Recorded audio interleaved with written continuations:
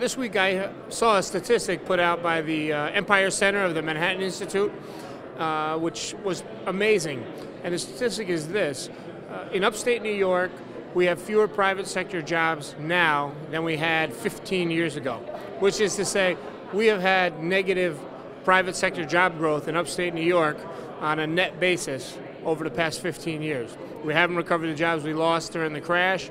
And when you juxtapose that fact with the billions of dollars that we've spent on so-called economic development, I would call it corporate welfare, picking winners and losers.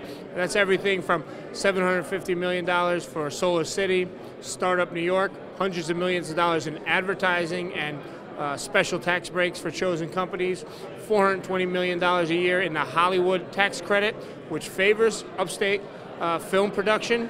And we still haven't made back those private sector jobs.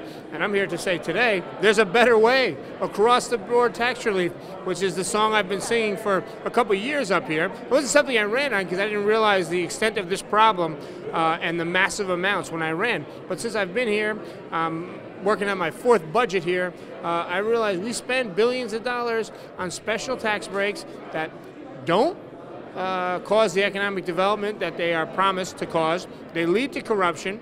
Perfect example. We have Solar City. They're getting the $750 million plant. A couple weeks ago, the workers weren't being paid because the state hadn't paid the contractor.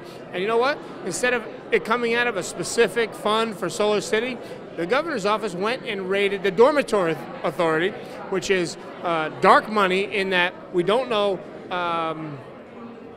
why it was the dormitory authority that was chosen. We don't see in the budget that this is line item to fund the dormitory authority. The dormitory authority borrows money. You know, the state has to balance its budget, so we set up these authorities that can borrow. So it's likely this $750 million project, the portion that comes out of the dormitory authority, it's not X amount of dollars, it's X plus interest that we're taking out of there. So we're going to be paying for this many generations down the road. And we know here in the present that the economic development promises have not been realized, which is why I'm very proud that this week, in the past week, we have advanced a bill led by Jim Tedesco to add transparency to grant funding, to make sure that big donors aren't getting grants in state government. And even the Times Union, the Albany Times Union, not usually supportive of Republican ideas, said this is a great idea. I'm proud to be a co-sponsor of the bill. But you know what the Times Union also said? Too bad this is being pushed by the Republicans in the Assembly. They're in the minority.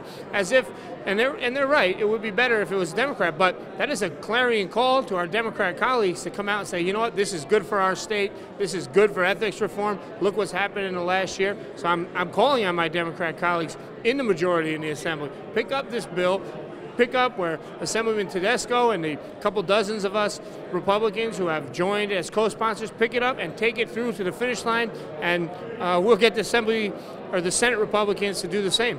That's really what needs to be done, and that will make a huge difference in our state. More transparency with this kind of funding, less corporate welfare, more across-the-board tax relief. We will see our state, and specifically upstate, boom.